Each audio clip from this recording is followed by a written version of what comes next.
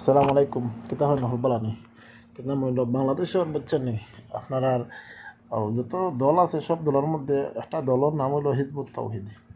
Hizb ut তাওহিদ তারা নারী পুরুষে মিললে তারা আল্লাহর দিন কায়েম হতো বুঝছেন। যে নারীরা পোস্ট করে আমি দেখছি ফেসবুকে, তারা নিজেরাই বেফর্দ হইয়া বুঝছেন পোস্ট করে যে নারীও হতে বেফর্দ। আল্লাহ কোরআন হচ্ছেন নারীরা যাতে তারা দেহ ডেকে রাখে, অর্থাৎ মাথা থেকে পা নিচ পর্যন্ত ডেকে রাখার কথা আল্লাহ বলছেন। এটা হচ্ছে প্রত্যেক নারীদের জন্য ফরজ।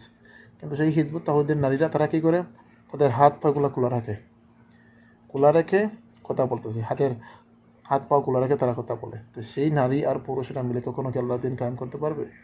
হ্যাঁ, ওরা কখনো আল্লাহর দিন কায়েম করতে পারবে না। কারণ আপনি দেখবেন হিজবুত তাওহীদের ইমাম সেলিম, তাকে ইমাম না, তারা বলে এমাম। যাই হোক, যেটাই বলুক, তারা নারী পুরুষ মিলে যে নারীগুলো বেপর্দা হয়ে একসাথে ইমামের সাথে থাকে, সেই ইমাম কীভাবে আল্লাহর দিন কায়েম করবে? এটা একটা হাস্যকর বিষয় না?